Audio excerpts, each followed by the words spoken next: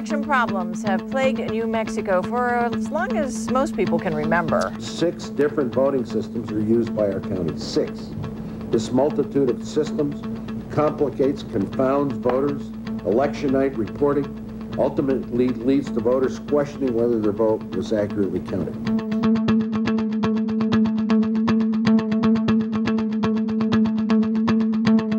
You cannot talk about democracy unless you understand that the vote is what keeps the democracy. Yes! The experts early on came to me and said, these machines are hackable. This software is not safe.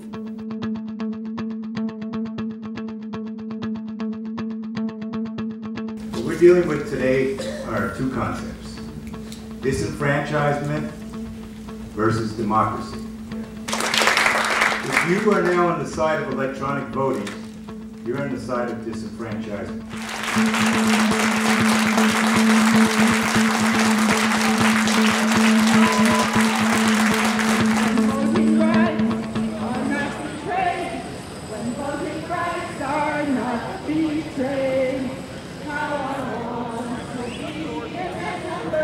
With voter confidence at an all-time low, citizens around the country are questioning the security, accuracy, and reliability of electronic voting machines.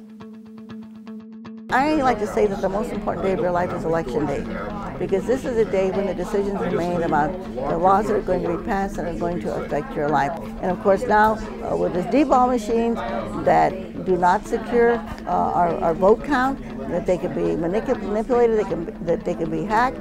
I mean, this is so discouraging for people. They think, well, why should I vote? Good afternoon, Senator. I'm Lowell Finley. I'm an election law attorney. I've been, for the last year, litigating a lawsuit in the state of New Mexico challenging the use of DRE voting systems there. And I'm happy to report that yesterday, the state of New Mexico's legislature passed a bill that will mandate all paper ballot voting and optical scanners for the state. There's a lot of controversy about what may have happened in 2004 and in 2000.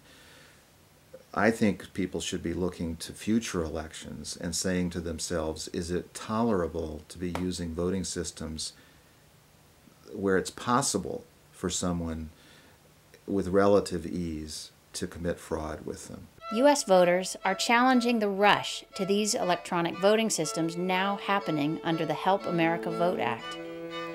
HAVA is forcing a wholesale shift in how our votes are cast and counted, just in time for the 2006 elections. HAVA requires one accessible voting system per precinct for disabled voters. However, vendors are exploiting HAVA to push only the most costly and least secure machines, direct record electronics, or touchscreen DREs. That process was driven by the vendors, who had obviously a huge financial stake in this. And this has been particularly true since 2002, when Congress passed a law called the Help America Vote Act. Vendors lobbied hard to get the $3.8 billion Help America Vote Act passed. Its principal co-author, Bob Ney of Ohio, is best known for his close ties to the Jack Abramoff corruption scandal. Now those same vendors are the principal recipients of HAVA's exorbitant funding. Diebold, an Ohio company, wrote sizable checks to Jack Abramoff's lobbying firm, a generous supporter of Ohio's Bob Ney. As chairman of the powerful House Administration Committee, Ney then blocked every attempt to reform HAVA. Just one computer security professor after another across the United States who's looked at these systems says they're a disaster waiting to happen. A growing series of government reports confirm what computer security experts have been saying for years. Congressman John Conyers' report documented, quote, massive and unprecedented voter irregularities and anomalies in Ohio. We say Florida 2000, Ohio 2004, who knows 2008? Who knows? The role of voting machines and computers in our elections represents an increasingly serious issue in our democracy. When Harry Hursty stepped up here and talked about the hack in Leon County, he was talking about something that blows a cannonball through the foundation of Diebold Election Systems program. It is a designed-in welcome mat for vulnerability.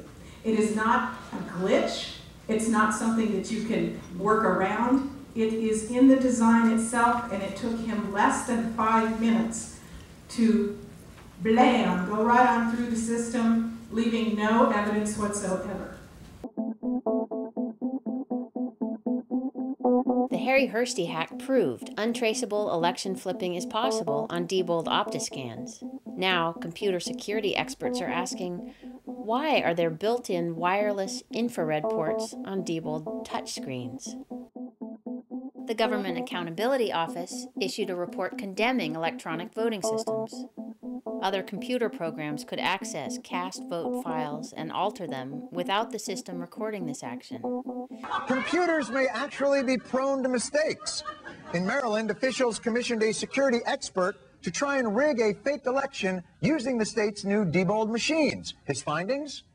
We broke into the computer at the State Board of Elections, completely changed the election, left, and then erased all our trail and got back out. I mean, sure, if you give a guy all day to, you know. And we did it in under 5 minutes. It is possible to gain full control of a regional vote tabulation computer, including the ability to modify the voting software via a modem connection. Sadly, with these machines, one person in one room in an off-site location can change the outcome of an election and no one would ever know it. That is the problem with these machines. The GAO report concluded that the concerns raised regarding the security and reliability of electronic voting systems, quote, have the potential to affect election outcomes. Of course, somebody can set the machine to make a mistake. And you know, it's just not the Republicans. Democrats could do it too. Sure. I mean, we have to know that nobody can fool around with your individual vote. The bipartisan Carter-Baker Commission came out with an equally scathing report. DRE software can be modified maliciously before being installed. What's different about electronic voting and what makes it particularly dangerous is that an error made by a single programmer unintentionally can affect the programming of thousands of voting machines. And if someone intentionally wants to tamper with the way the machine works, then it only takes one or a handful of people to do that. If DREs can be manipulated, the same can be done with paper audit trails. Everybody says the thing that we definitely need is a paper trail, but even with the paper trail, there are problems or security issues with voting machines. Paper trail legislation has triumphed in state after state, but vendors have answered with unworkable paper trail technology. What's wrong with touchscreen voting is not the touchscreen itself, fundamentally, but the fact that the votes are recorded electronically, not on paper, and then tallied electronically, so that there's no meaningful way to recount and there's no meaningful way to conduct random audits after elections to make sure that the systems are recording and counting votes accurately. We are not going to be fooled any longer by these corporate executives who have sold us a bill of goods with machines that don't work.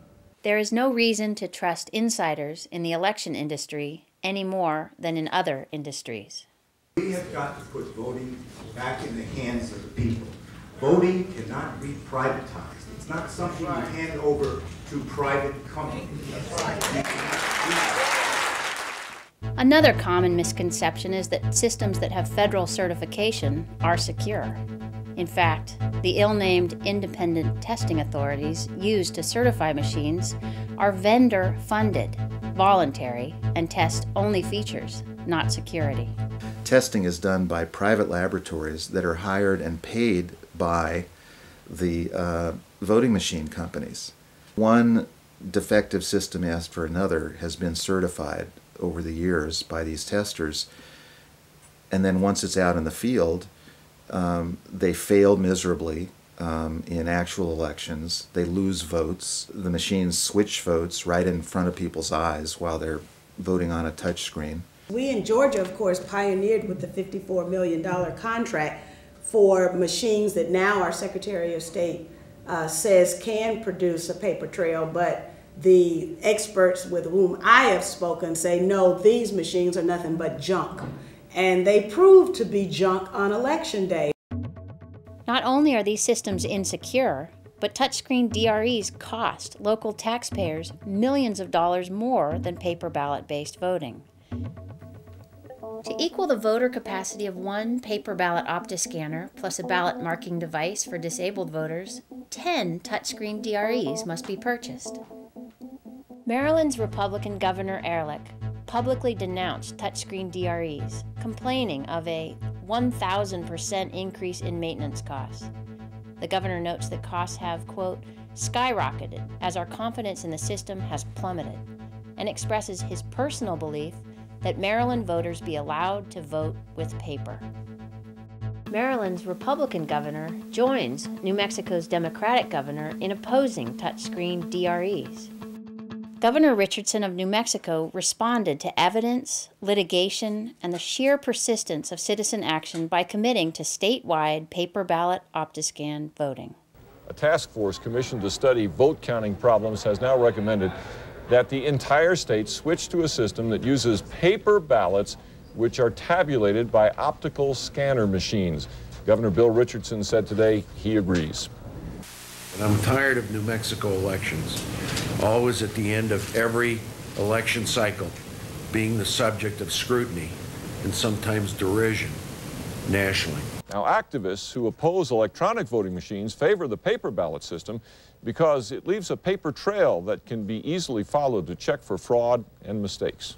Paper ballots, either scanned through an OptiScan machine or hand-counted, are preferable to touchscreen DREs.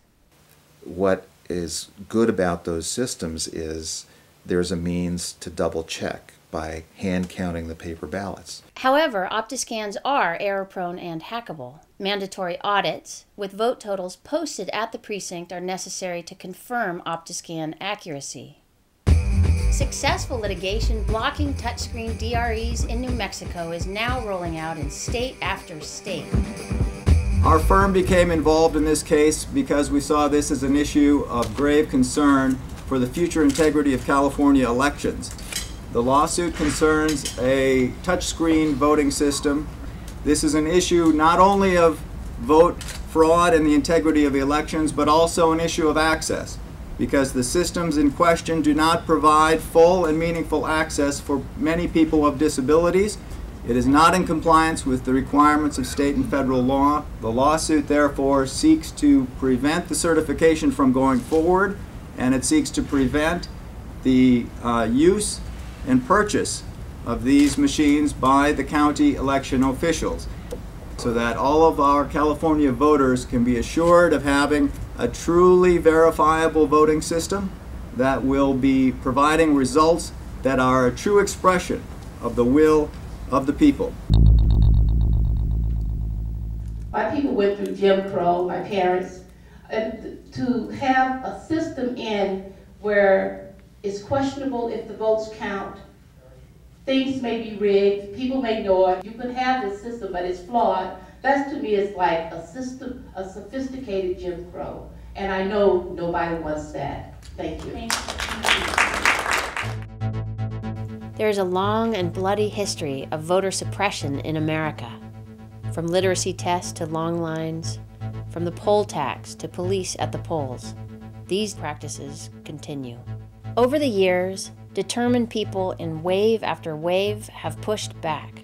Successive generations have fought for and won voting rights for women, for African Americans, and for other minorities. We know if the majority of people vote that we will have a true democracy and we can elect some decent leadership for our state and for our country. So now, what are the American people to do? You've got voter obstruction in the 2000 presidential election by stationing police officers in black areas and having roadblocks and all of that kind of stuff to make people not go to vote, or giving them tickets when they're trying to park to go and vote. And now you've got the crass vote manipulation, but it's hidden. That's what it is. It is high-tech Jim Crow. Now, more sophisticated forms of voter suppression have emerged that are affecting all American voters. Criminal redistricting, voter ID laws, illegal voter purges, and electronic voting machines are together mobilizing a new wave of citizen action. There is a great movement moving, and the other beauty of it is that it brings us together almost like back in the day. People of all colors and all races and all incomes and all religions, recognizing that we're in a regressive state in the United States of America right now. What's missing in our nation that's fighting a war overseas for democracy in another country is protecting our own democracy. Unless we fix this problem, none of the rest of this matters. We like to say, si se puede, we can do it, but we have to work very hard. Informed voters and public officials around the nation are demanding paper ballot voting with audits. They are determined to restore basic accountability and confidence in the accuracy of American elections. Call, write, and visit your elections officials. Show up at hearings. Demand a moratorium on touchscreen DREs. Insist on paper ballot precinct-level OptiScans with audits, or paper ballots hand-counted. File lawsuits. Get press. Show this DVD. Volunteer to work the polls.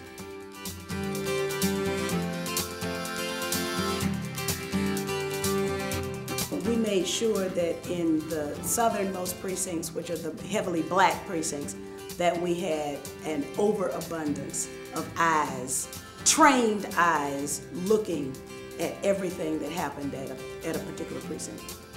The official poll workers, they didn't know anything about the machines. And then when the Diebold technicians came in to fix the machines, we had our people there too, watching what they did and then asking them to tell us what they did. And that's how we found out that the machines don't work well in hot weather.